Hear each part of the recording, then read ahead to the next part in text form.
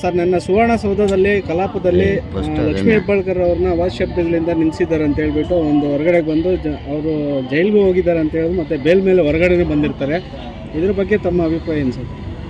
ನೋಡಿ, ಈಗ ರಾಜ್ಯದ ಶಕ್ತಿ ಕೇಂದ್ರ ಪ್ರತಿಯೊಬ್ಬರ ಮತದಾರರ ಮನಸ್ಸನ್ನು ಗೆದ್ದು ಮತದ ರೂಪದಲ್ಲಿ ಜನಪ್ರತಿನಿಧಿಗಳಾಗಿ ಆಯ್ಕೆಯಾಗಿ ಜನಗಳ ಕಷ್ಟ ಸುಖಗಳನ್ನು ಅವರ ಸಮಸ್ಯೆಗಳ ಭಾಗವಾಗಿ ಚರ್ಚೆ ಆಗಬೇಕು. ವರ್ಷ ಪೂರ್ತಿ ದೇಶದ ವಿಶೇಷವಾಗಿ ರಾಜ್ಯದ ಅಭಿವೃದ್ಧಿ ವಿಚಾರವಾಗಿ ಚರ್ಚೆ ಆಗೋಂಥ ಒಂದು ಸುಸಂದರ್ಭ ಈಗ ಬೆಳಗಾವಿ ಸುವರ್ಣಸೌಧದಲ್ಲಿ ಅಧಿವೇಶನ ನಡೀತಾ ಇರೋಂಥದ್ದು.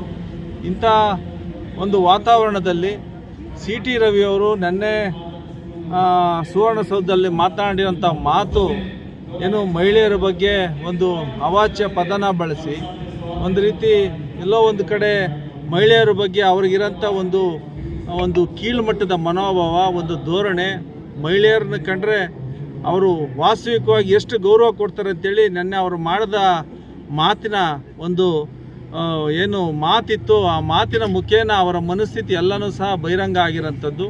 ಇಂಥ ಮನಸ್ಥಿತಿ ಇರೋಂಥ ಅವರು ಅಲ್ಲಿ ಜನಪ್ರತಿನಿಧಿಯಾಗಿ ನಮ್ಮ ಸಮಸ್ಯೆಗಳಿಗೆ ಧ್ವನಿಯಾಗಂಥದ್ದಕ್ಕೆ ಅರ್ಹರಲ್ಲ ಅವರು. ಅವರಿಗೆ ಆ ಪದವಿನೂ ಸಹ ಘನತೆ ತರೋಂಥದ್ದಲ್ಲ. ಆ ಪದವಿಗೆ ಅವರು ಕೂಡಲೇ ರಾಜೀನಾಮೆ ಕೊಡಬೇಕು.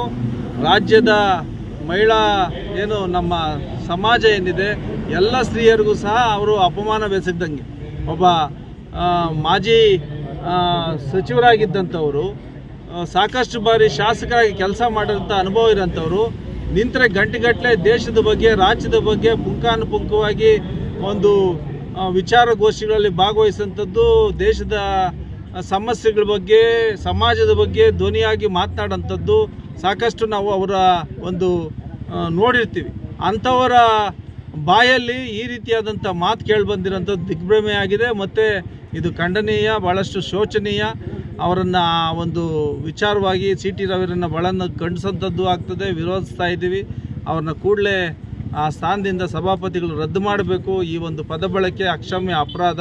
ಅದಕ್ಕೆ ಸಂವಿಧಾನದಲ್ಲಿ ಏನು ಶಿಕ್ಷೆ ಇದೆಯೋ ಅವ್ರಿಗೆ ಆ ಶಿಕ್ಷೆ ಕೊಡೋದ್ರ ಮೂಲಕ ಅವರ ಪದವಿನೂ ಸಹ ಅವರು ಕೂಡಲೇ ಅವ್ರಿಗೇನಾದರೂ ಒಂದಷ್ಟು ಮಹಿಳೆಯರ ಬಗ್ಗೆ ಗೌರವ ಇದ್ದರೆ ಕೂಡಲೇ ಕ್ಷಮಾಪಣೆ ಕೇಳೋಂಥದ್ದಾಗಬೇಕು ಮತ್ತು ರಾಜೀನಾಮೆ ಕೊಡೋಂಥದ್ದಾಗಬೇಕು ಅಂತೇಳಿ ನಮ್ಮ ಒಂದು ಒಕ್ಕರ್ಲ ಅಭಿಪ್ರಾಯ.